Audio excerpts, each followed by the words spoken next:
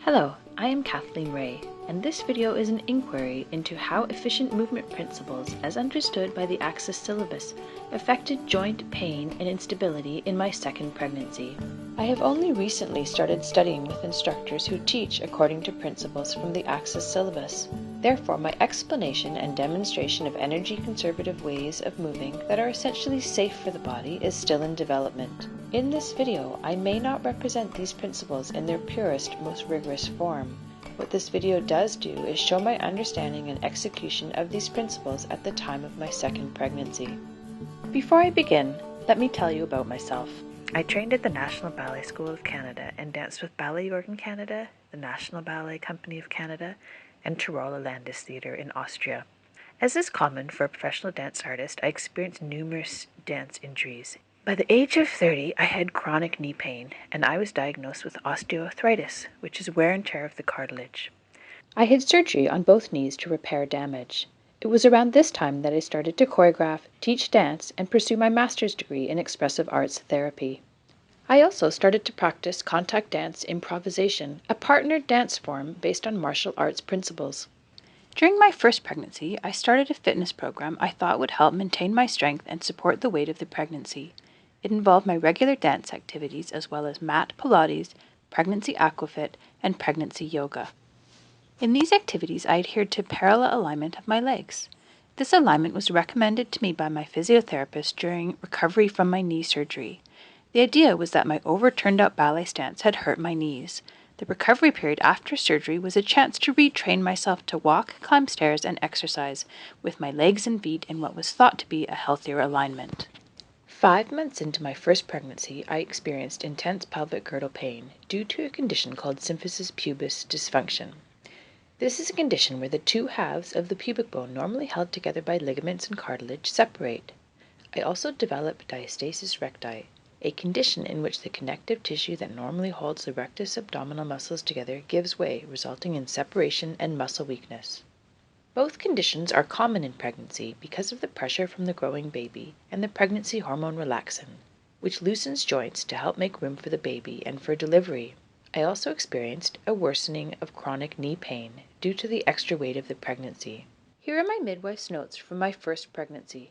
If you look at the area I have circled, you can see that by 6 months of pregnancy, she prescribed Advil or Tylenol to help control pain due to symphysis pubis dysfunction, or, as it says in the files, SPD. I was in so much pain for most of my pregnancy that it was difficult to do simple tasks such as climbing stairs or rolling over in bed. After giving birth to my son, my recovery was slow. It took a year for all these conditions to gradually resolve. My name is Dr. Michael Summers. I'm the clinic director at Evolve Complete Chiropractic Care. I started treating Kathleen after her first pregnancy. She came in complaining of midline pubic pain and some abdominal discomfort and diastasis recti. A lot of pain, particular movements in the midline of the pelvis, and some issues with the pubic symphysis.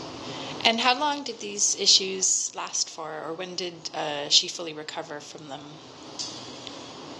It took a while. I'd say it's in the neighborhood of months to a year. It was at this time that I discovered the Axis Syllabus. The Axis Syllabus is a collection of universal biodynamic movement principles that are essentially energy conservative and healthy for the body. It is a user's guide to the body that gathers together scientifically sound data on how muscles, fascia, tendons, and bones function. The Axis Syllabus can be applied to all forms of movement. For example, it has influenced not only my dancing, but my everyday activities such as walking, climbing stairs, getting up from a chair, and getting out of bed in the morning. Here I am a few weeks prior to my second pregnancy studying the Axis Syllabus in a class led by Matt Smith. When I became pregnant for the second time, I was worried about a repeat of debilitating joint pain. There is, in fact, a 70 to 80% chance of repeat of diastasis recti and symphysis pubis dysfunction in subsequent pregnancies. Due to hyperflexibility in my hips and lack of cartilage in my knees, I was especially vulnerable to a repeat of all the joint pain I experienced in my first pregnancy. What is your clinical opinion about how often diastasis recti and symphysis pubis dysfunction will reoccur in a subsequent pregnancy? I would say the recurrence rate is very high in my experience. I treat a lot of pregnant women here. It's a neighborhood with a lot of young families. And typically second pregnancies are more painful almost invariably second pregnancies are more painful than the first because the tissue integrity and the tissue tension is always looser in the second pregnancy. Having been stretched and loosened through the first part of the pregnancy, the second pregnancy is almost always more painful. I decided to embrace the movement parameters recommended by my Axis Syllabus instructors to see if this would prevent or minimize reoccurrence. I continued to study with instructors who teach using the Axis Syllabus and refrained from all other fitness and dance classes. I continued with contact dance improvisation, but strictly applied safe and efficient movement principles when I did so. I expected this approach to have some effect, but the result was beyond all my expectations. I experienced virtually no joint pain in my second pregnancy. My abdominal muscles did not separate, and neither did my pubic bone. And I only experienced minimal joint pain in my knees. So for her second pregnancy, we didn't see the same degree of abdominal separation at all compared to what I saw in the aftermath of the first. And how about symphysis pubis dysfunction? Absent, also to my surprise. It was quite significant after the first pregnancy with a lot of audible clicking and movement, and I would have expected that to worsen through the second, which I had warned her about, but she had let me know that she was utilizing methods to try and counteract that, so I was amazed and very happy to see that it didn't happen. Here I am 8 months into my second pregnancy studying the Axis Syllabus in a class led by Ruth Doothright. How did the application of efficient movement principles make a difference? I feel that the traditional fitness, physiotherapeutic approach I followed in my first pregnancy caused me to continually squish and hit my pregnant belly. In contrast, I feel that incorporating the suggested protocols for spine, hip, and shoulder that are listed in the Axis Syllabus into my dancing and daily life helped me make room for my pregnant belly. Dancing in spirals around the growing baby contained my pregnant belly in a movement hug.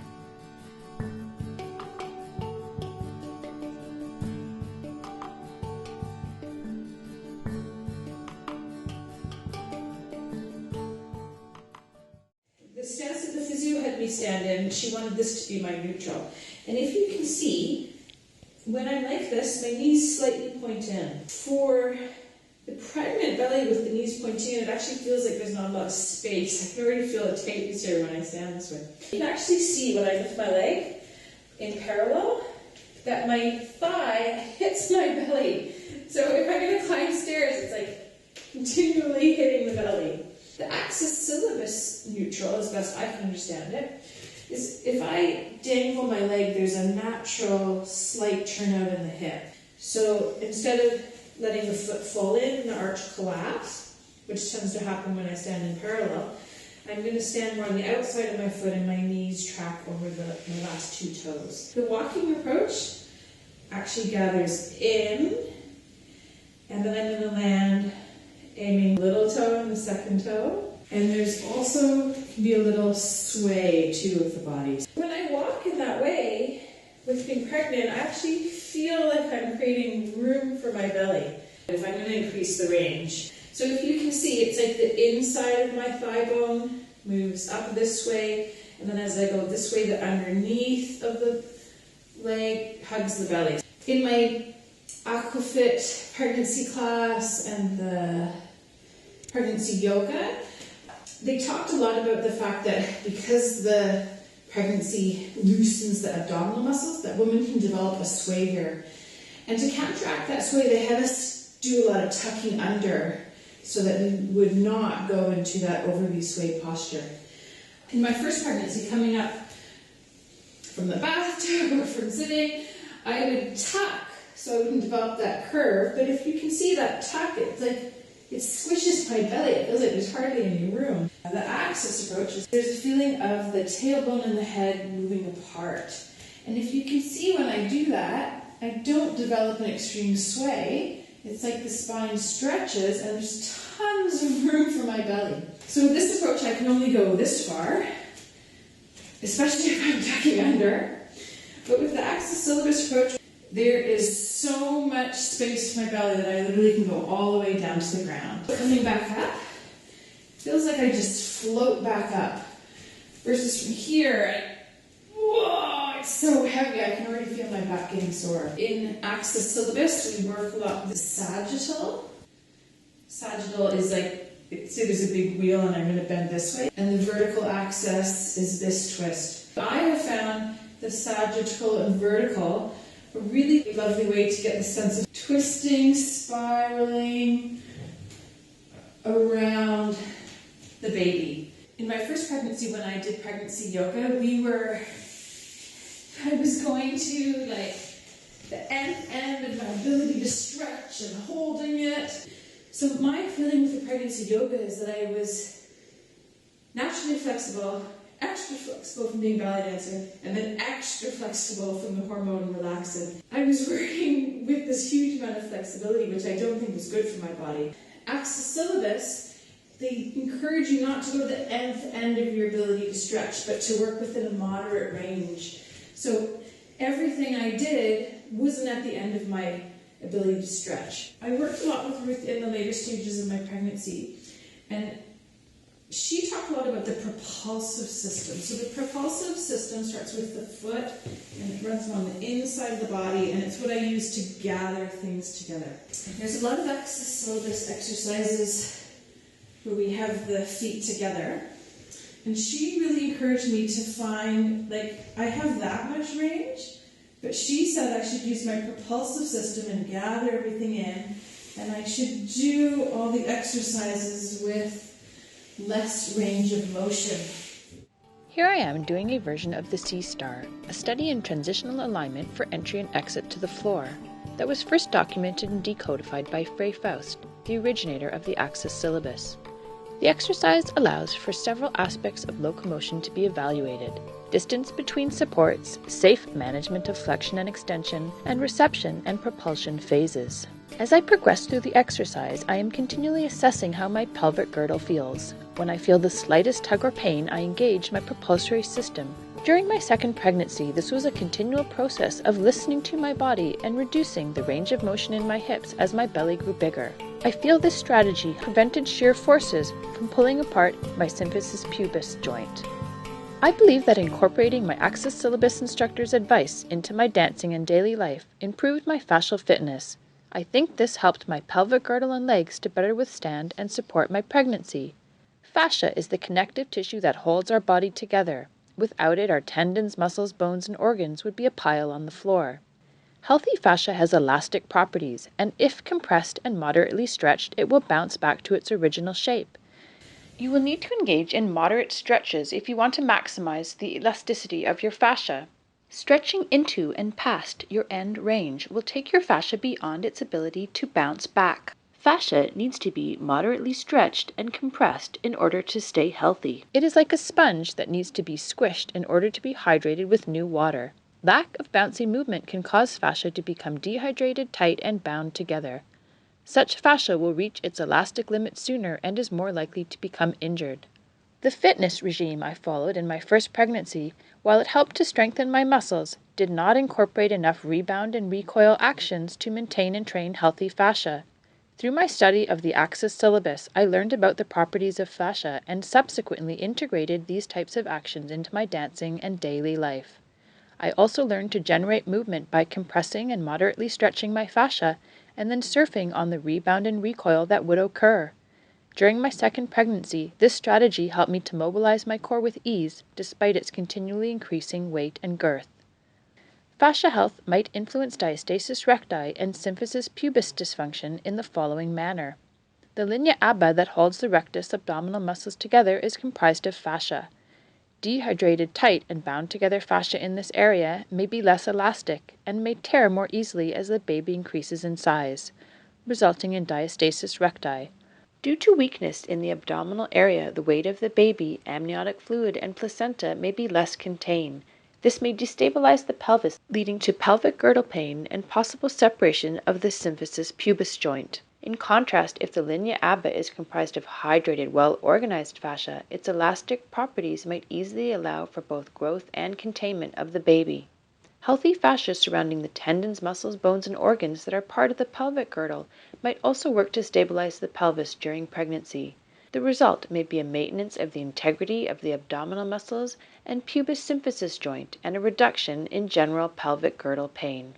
If a fascial training fitness protocol would be of benefit for pregnancy, then timing must be taken into consideration.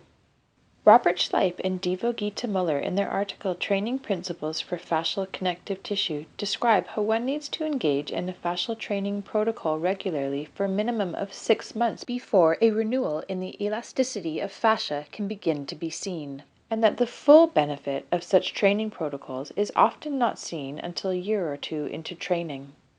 One would need to start a fascia training protocol at conception or preconception for it to have an effect in later pregnancy. I will now show footage filmed during each of my 2 pregnancies to show some of the principles I have discussed and a contrast between the 2 pregnancies. Here I am dancing with my husband near the end of my first pregnancy. I remember experiencing significant hip, knee, and pelvic girdle pain during and after the filming. Let's see what might have been contributing to this pain. Here, my knee is pointed towards the inside of my foot. This placed shear forces on my knee joint and collapsed the shock-absorbing properties of the arch of my foot. I am stuck on the floor here. I remember, due to weak abdominals and pelvic girdle pain, once down, I could hardly move without assistance. I was like a turtle who had been turned over onto its shell. Once again, I am stuck on the floor, laughing at my predicament. It was a strange feeling for a dancer to feel so immobilized. As my husband pulls me up, I tuck my hips under and pull my chin down, squishing my pregnant belly and making my core feel very heavy. I know now a simple back extension would have made getting up so much easier. Here I am, planning my next move, with a slight shake of my head in disbelief as to how hard it is to move. Notice how my legs are in parallel alignment. This squished my pregnant belly, creating a tight feeling in my hips. Once again I have a laugh at my predicament, and then I reach for my husband's help. As he pulls me up, I tuck my hips under. This causes me to flatten out my lumbar curve. This is problematic because the lumbar curve is like a spring that helps absorb shock placed upon the body, and once flattened, the spring no longer works. As I get up, I once again adhere to parallel alignment of my legs. You can't see my feet, but my guess is this caused my foot arches to collapse, and combined with tucking my hips under created a labored feeling as I rose from the floor. Here I tumble down to the floor due to my weak abdominal muscles. Here I am twisting into my end range of flexibility. This probably placed shear forces on my pelvis, compromising its integrity. This is another example of stretching into my end range. I am not using my propulsory system to reduce the range of motion in my hips, as I did in my second pregnancy. Once again I am being pulled around the floor because I can hardly move. Watching this footage, I can see that my movement lacks the rebound and recoil that would have helped to improve the health of my fascia. It would have also helped to generate and recycle kinetic energy, which would have assisted in mobilizing my body. Here I am near the end of my second pregnancy in a self-study based on choreography learned in Ruth Doothwright's class.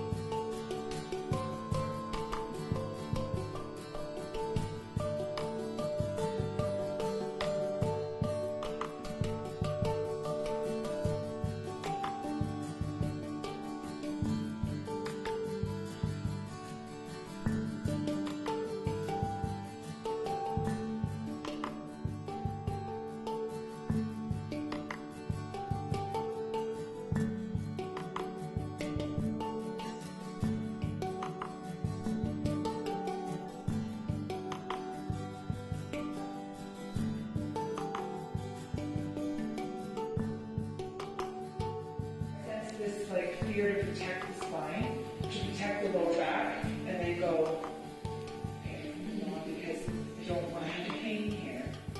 I've seen all of you in a beautiful deep flexion here. This extension, even with a massive belly, stretched with baby, the central abdominal muscles, they're supportive.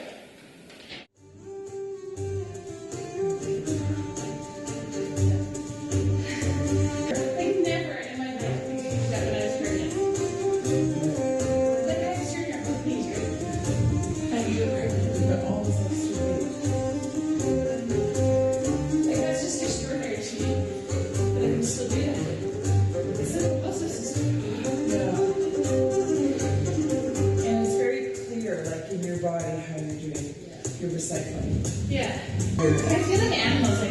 Yeah, totally. You totally look like it. Yeah. It's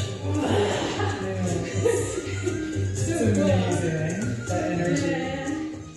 The recovery from the second pregnancy went at an astoundingly quick rate. So Kathleen was within a week or two after birth moving around in ways that it took months to years after the first pregnancy to do.